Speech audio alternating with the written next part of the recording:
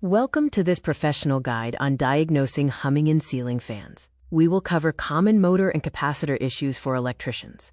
New installations may hum for the first 24 hours. This is mechanical break-in time, as motor resin and lubricants reach thermal equilibrium.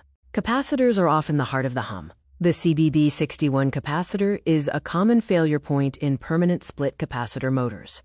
The hum is a result of several factors: phase imbalance from capacitor failure, internal friction causing lamination expansion, and magnetostriction from AC magnetic fields. Motor harmonics occur when you hear the physical movement of copper and iron. This is often caused by loose laminations or thin copper windings in cheaper fans. Standard TRIAC dimmers chop the AC waveform, creating high-frequency harmonics that result in an aggressive buzz. Use dehummer controls to step down voltage cleanly without sine wave distortion. The solution to dimmer-induced hum is step control.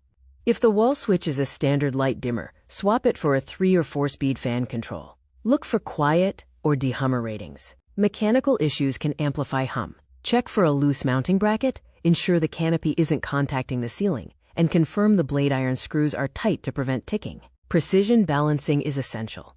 If a blade tip is more than 1/8 of an inch off the ceiling distance of others, the fan is under uneven load, increasing magnetic noise. Use this field guide for diagnostics. A deep hum suggests a capacitor failure, while sharp buzzing points to an incompatible dimmer switch. Vibrating or rattling indicates loose hardware. When troubleshooting, don't guess, measure. Discharge the capacitor. Switch your DMM to capacitance mode and compare the measured value to the label. A low reading signals an issue. The final checklist includes waiting 24 hours, swapping dimmers, tightening hardware, checking blade balance, measuring capacitor microfarad, and isolating canopy noise. Keep your testers sharp.